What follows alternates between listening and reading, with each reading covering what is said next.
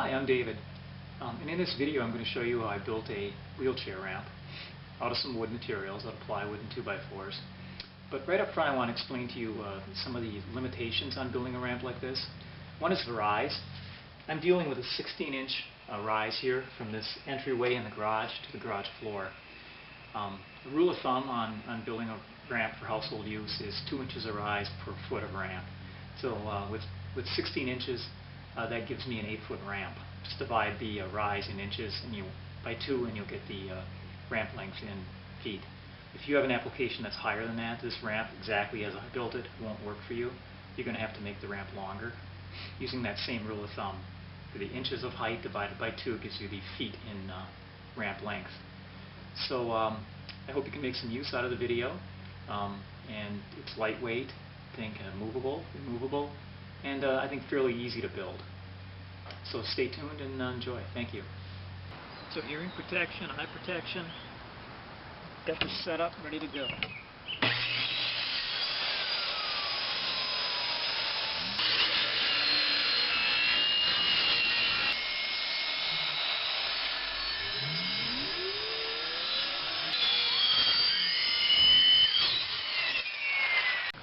Okay, we have our plywood board cut to 31 inches now, and I've propped it up underneath, putting it in its position where it's going to be. Okay, we have our cut ramp in place now. We've done a couple of things.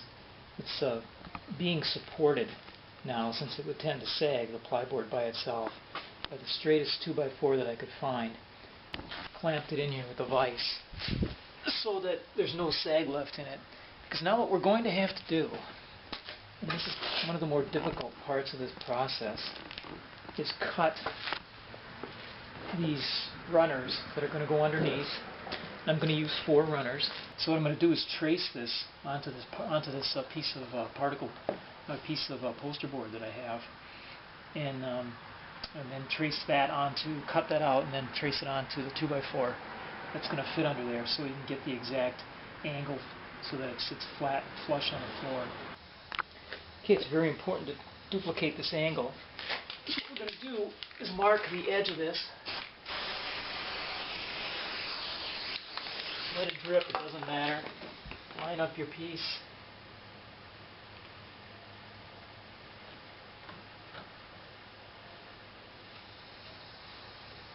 Press it up against there.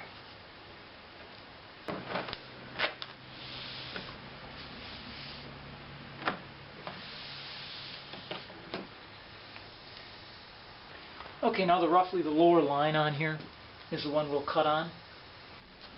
Okay, it's a matter of cutting it out. Try to be as precise as you can about this. You want this angle to be very, very close. There's a few other things we can do. Once we have this out of here cut out, we'll check it. And if it doesn't fit quite right, we'll either be trimming it or adding some material onto it. Okay, what I've found works better when you're trying to duplicate it, make a pattern like this, is to actually undercut it and then fill it in. In other words, we have a gap now on this end, despite our best efforts, and I'm not surprised. I mean, I tried to duplicate it, but all you really need to do now is get a piece like this and tape it to fill up a little bit of a gap on this end. So we'll do that, continue to do this along here until we're satisfied that we have duplicated this angle. Okay, so we've made a pattern. We've duplicated our angle all the way along by adding on little pieces of poster board until it perfectly fits under there. So now we'll take it out, transfer it over to the wood. Spray a line on here.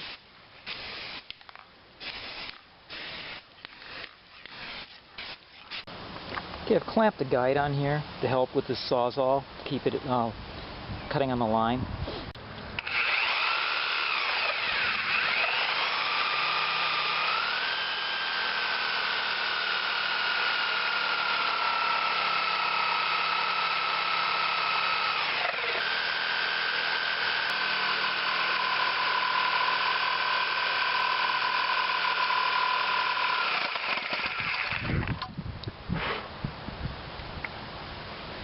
Right on the mark.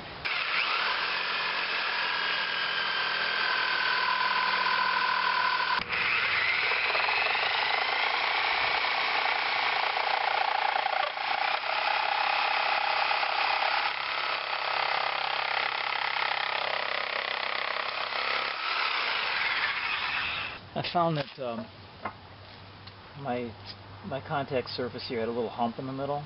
You can see this right in here. So what works good for this is a belt sander. So I'm putting some earplugs in. This kind of screams a little bit.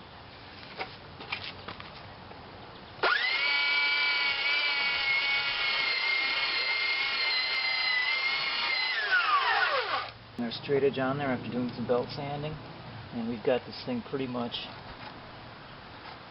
straight. No bump, no high spots, low spots. So that's what you want.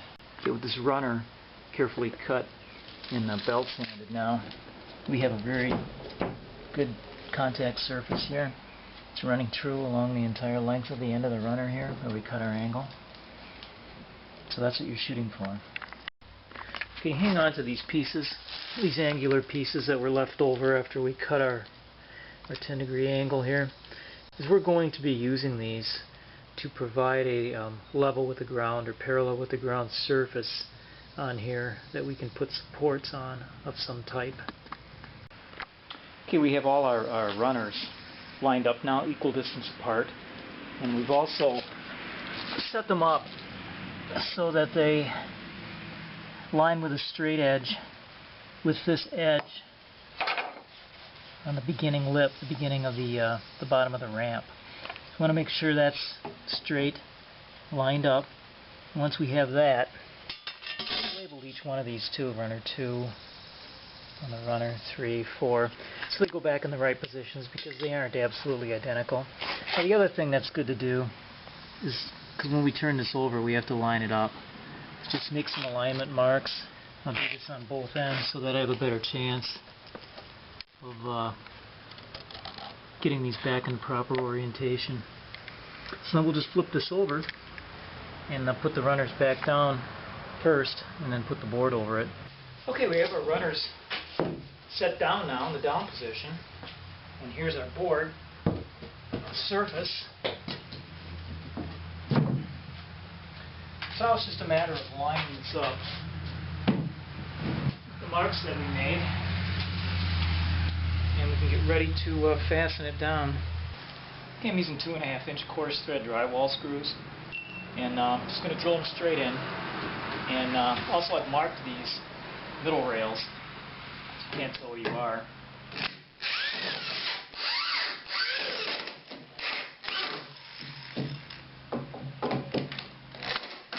What I'm going to do for starters is put one on each end so that they're in the proper position. And on the other end, of course, you got to use something smaller. So it's got like an inch and a half. You don't want to, of course, come completely through our angled piece. So I'm going to look underneath, just make sure now that I have the ends all screwed down, that our alignment marks are still lined up all the way along here. And that these marks we made here outlining the ends are still lined up. So they are, so we can go ahead now and finish the job of fastening the rest of this. Okay, so I put in 20 screws. So we have our wedges, we have them all clamped together. I'm just going to get them all the same.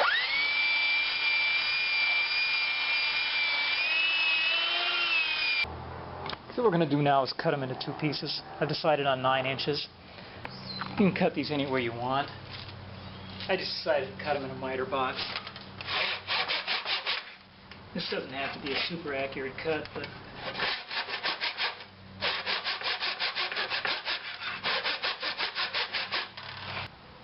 okay, we have our components together for the upper support that's going to rest on the step there.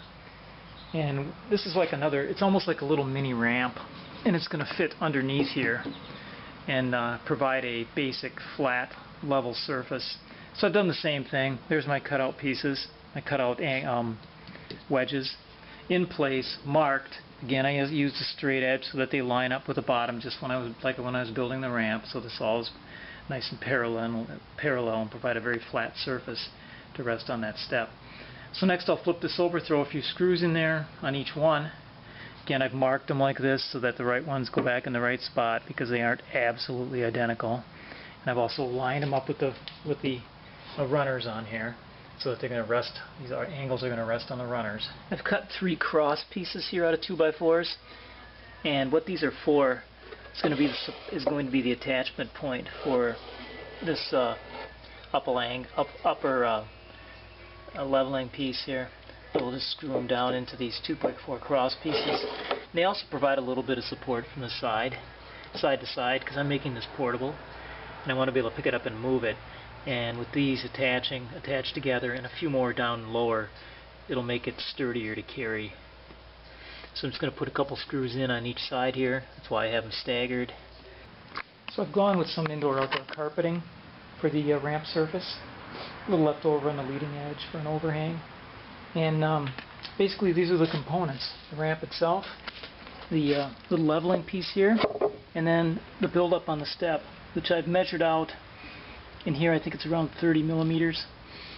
So we're going to put that leveler on there. And we'll put the ramp up on there and determine exactly where the leveling piece is going to go in relation to the ramp and mark it.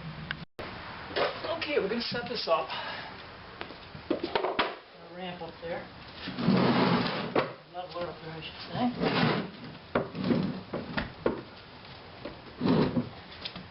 Now the idea is to position our leveler underneath there.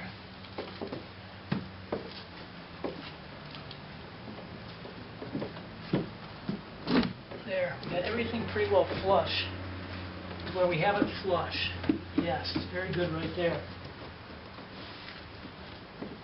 And make sure it's the same on both ends. The ramp underneath there is centered. We're going to mark this piece on both sides. And when we turn it over,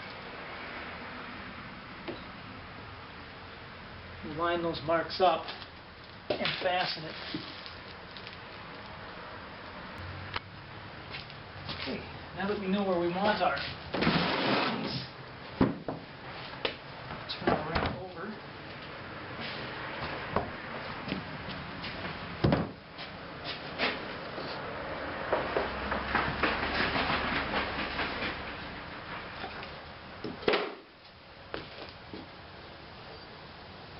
Flip our piece over, line up our marks. I'm locating the center of the 2x4 so I can put a screw through it.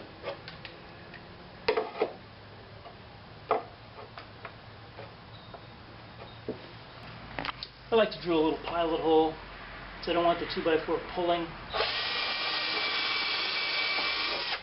So I'll just do this 3 times. Mostly just into the 2x4. We're mostly going to just drill this thing straight in. And I've got some drywall type wood screws here.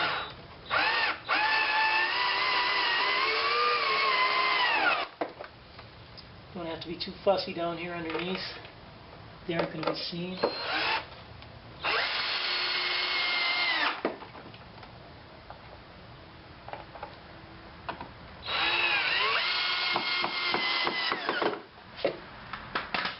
Okay, let's check it out.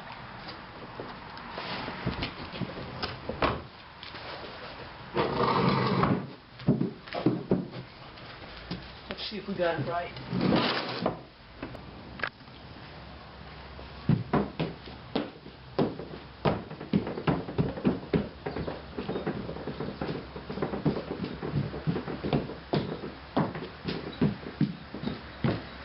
I think it's wheelchair ready.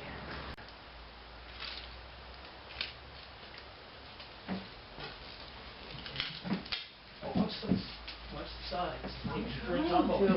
Well, that's what I was worried about. No problem. Okay, so our wheelchair ramp's all finished, our 8-foot wheelchair ramp. I did add a rail to it. Don't want to be running this chair off the ramp. Some of the chairs are quite wide. This ramp's 31 inches wide. We had a chair on there that must have been about 27 inches. Doesn't leave a lot to play with. One more thing I did add to it besides that is I beveled this edge. I just took a sander and beveled it off so the chair can get started, so you don't hit a square edge like it was. It's portable, inexpensive, lightweight, about 60 pounds, and this is just resting on here. I'm not attached to the building in any way. It's the weight of the ramp holds it in place and doesn't move as you go up and down it. So that was the other thing I wanted. I wanted some removability on it. Thank you very much for watching this video. Hope it helps you.